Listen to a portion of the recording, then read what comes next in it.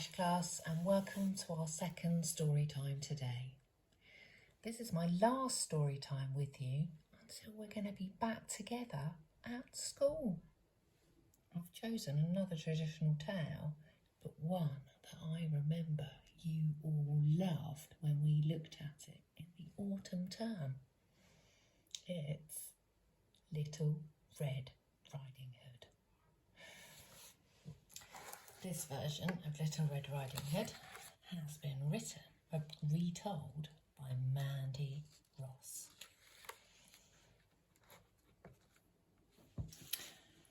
Once upon a time, there was a small girl called Little Red Riding Hood. She lived with her parents beside a deep, dark forest. In a cottage on the other side of the forest lived her grandmother. And in the deep, dark forest lived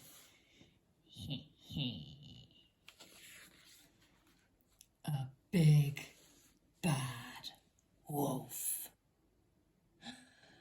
"Grandmother's poorly," said Little Red Riding Hood's mother one day.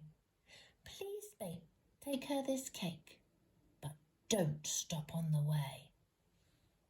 So Little Red Riding Hood set off through the deep, dark forest.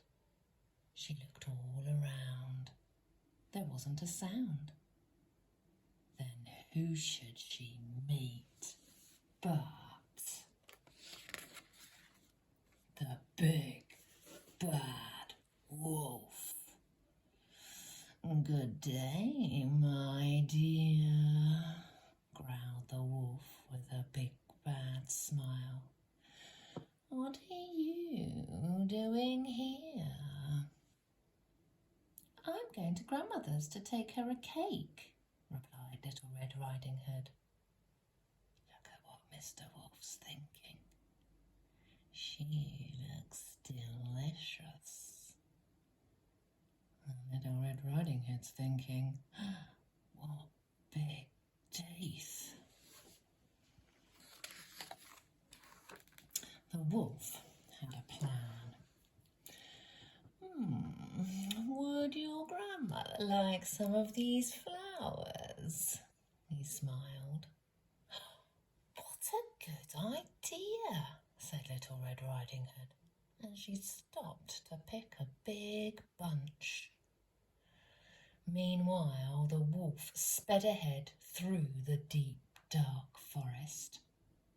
At last, he arrived at Grandmother's cottage.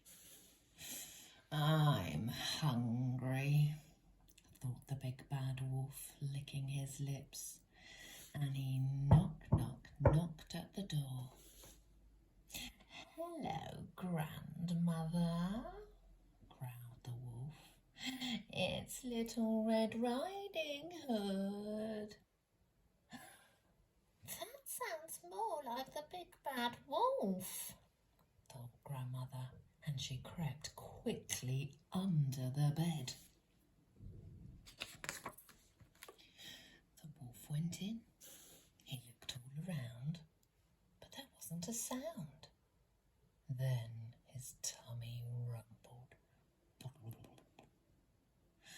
"No one's here," he grumbled. "Never mind. Little Red Riding Hood will be along soon." "Oh, it's dusty. I mustn't sneeze." Quickly, the wolf put on Grandmother's dressing gown and nightcap. Then he hopped into bed and pretended to nap. He snarled. "Little Red Riding Hood will never know it's me.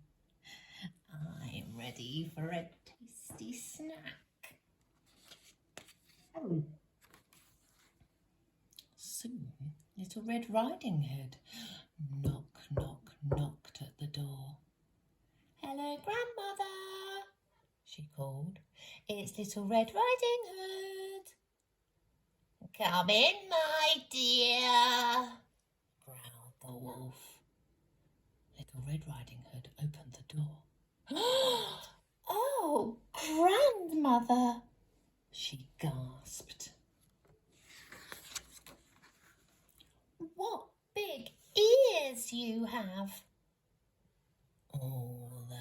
better to hear you with, my dear, growled the wolf. And grandmother, what big eyes you have! All the better to see you with, my dear, growled the wolf. And grandmother, what big teeth you have! Just as she said that, she's thinking, those teeth remind me of someone. All the better to gobble you up, roared the wolf. But as he leapt out of bed, grandmother's nightcap flopped right over his head. I can't see anything. Quick, down here, dear, whispered grandmother, and she pulled Little Red Riding Hood under the bed.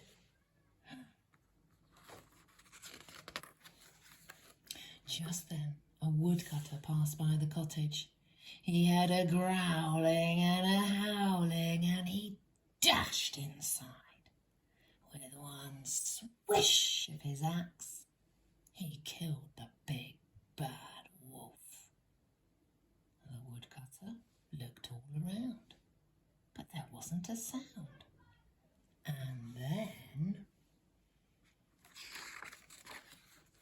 out crept Little Red Riding Hood and grandmother from under the bed. And Little Red Riding Hood said, "Oh, Mother was right. I'll never stop on my way through the forest." Oh, a happy ending.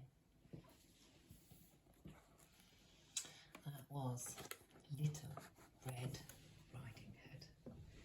Take care, guys. Really, really looking forward to seeing you all on Monday. Bye.